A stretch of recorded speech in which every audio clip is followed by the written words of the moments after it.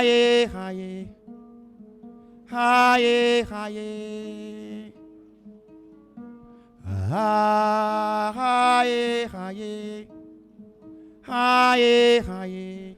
7th to 9th March 2019 heralded a new dawn that provided an opportunity for citizens and leaders to have a face-to-face conversation through a multi-actor dialogue platform on governance issues in Kenya, in the sense that, for the first time, there was a People's Dialogue Festival that was organized by the Center for Multiparty Democracy, CMD, which brought together nearly all the stakeholders on the table. Because tunaishi kwa society ya haves na have nots, wananchi wamekuwa folded into have nots kama manoti kwa mkono ya conductor. The only time wanaachiliwa ni time yenye abiria wana demand change.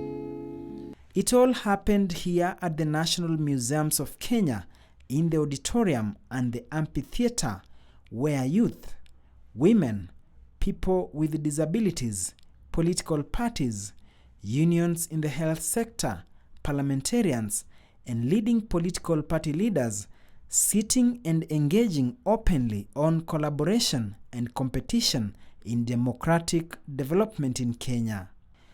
During the 3-day event, a candid dialogue took center stage as the political elite were held to account to the people, one-on-one.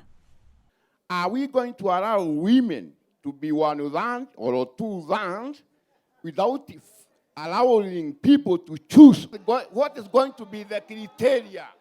That is not democracy. It cannot be fair that more than 50% of our population is underrepresented and we live in the same society with them. Don't you think it is the time we address corruption, not in terms of law? For example, the Middle East countries, how they address rape. You are paraded in the public and you are stoned to death. Don't you think Kenya we should adopt something more radical rather than the laws, which you can manipulate the system and beat the laws?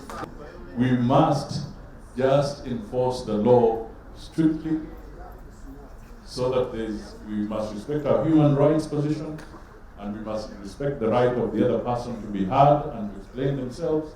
When we nominate the MCS to go to the county assemblies, we want to tell you one thing. These young people are very bright people. They have business ideas, they have papers. When you go there, don't serve your own interests. The 30% is not working for women or for youth. We must find a different way to make sure that people are empowered. Issues of mainstreaming youth and so on is still at the national government. So the people to answer this big question are those who are controlling our resources. The issue of achieving inclusive democracy in Kenya and what needs to be done was also a subject of interest. If you look at the composition of government, it is dominated by men. If you look at the parastatals, cabinet, if you look at the apex court, it's a man's world. In my view, we should allow people to demonstrate, to express frustration, but at the end of it, what are the deliverables? We haven't nurtured democracy in this country to give Kenyans confidence that democracy as a form of governance and organizing politics is able to sort out our problems. I think where we must start when we're talking about dialogue is the dialogue must be structured and it must be anchored in law.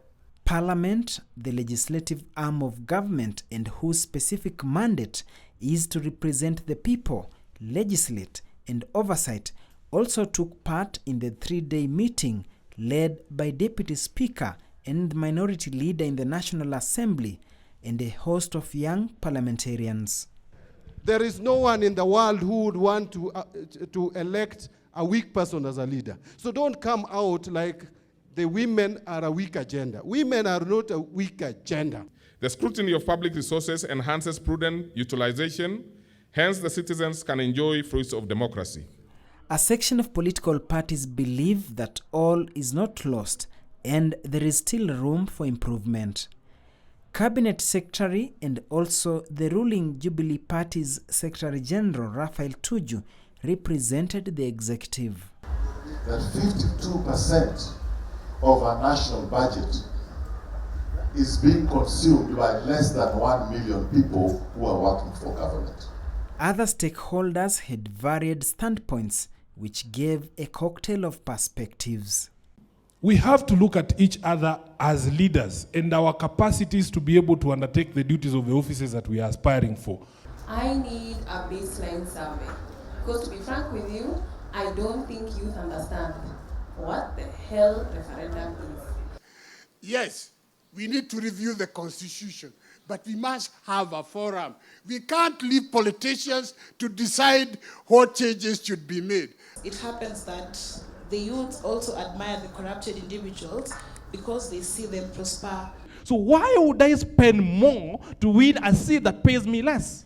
The People's Dialogue Festival, organized by the Center for Multiparty Democracy, CMD, aims to promote democratic and social dialogue as a mechanism to, among other things, build bridges between people and decision makers, promote dialogue between political parties, offer people a space for holding decision makers accountable, provide a platform for networking across political divides, encourage diversity and pluralism by bringing various stakeholders from various backgrounds together. Another aim is also to reduce political tensions and enhance sustainable peace by transferring grievances voiced from the streets into official but informal conversations, promote public participation, and finally, promote transformative change through enhanced civic competence. What has been missing in this country is the people being heard. I'm happy that there is something that is happening in Kenya of this nature. This is an inaugural one. We were in CMD, we were not able to think about this. And this is something that has not been done before. It is the first one, and it's a good thing that you are doing. The inaugural festival was a success story to some extent, insofar as getting people to dialogue is concerned. The political elite sat down with the people they speak for. In March 2020, another opportunity will present itself. CMD and her partners will be there. Je, utakuwepo? Haye, haye. Haye, haye. Haye, haye.